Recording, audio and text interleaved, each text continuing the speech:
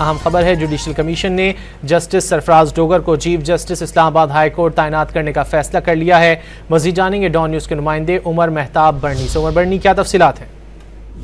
जी बिल्कुल, judicial commission of Pakistan ने justice Sarfaraz Dogar को chief justice Islamabad high court तैनात करने का फैसला किया। जुडिशल कमीशन ने जस्टिस सरफराज डोगर के नाम की मंजूरी दे दी। इस्लामाबाद हाई कोर्ट से justice Sarfaraz Dogar seniority list में पहले नंबर पर हैं और इसके अलावा आपको बताएं तो जस्टिस सरफराज डोगर पहले ही कायम मकाम chief justice Islamabad high court तैनात थे, जिनकी आज जुडिशल कमीशन ऑफ पाकिस्तान के इजलास में मंजूरी हुई।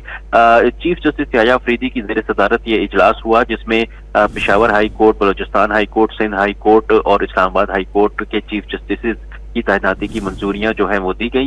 इजलास की शुरुआत में जस्टिस मंसूर अली शाह की जानिब से इतराज उठाते हुए ये कहा गया कि पहले 26वीं आईनी तरमीम से मुतल्लिक दरख्वास्तों का फैसला हो जाए, उसके बाद जो चीफ जस्टिस की तैनाती है वो की जाए, जिसकी कई अरकान ने हिमायत भी की। तहम बज़ाहिर इजलास जो है वो जारी रखा गया और जुडिशल कमीशन ऑफ पाकिस्तान की जानिब से चारों हाई कोर्ट्स के चीफ जस्टिस की तैनाती की मंजूरियां जो है वो आज दी गई।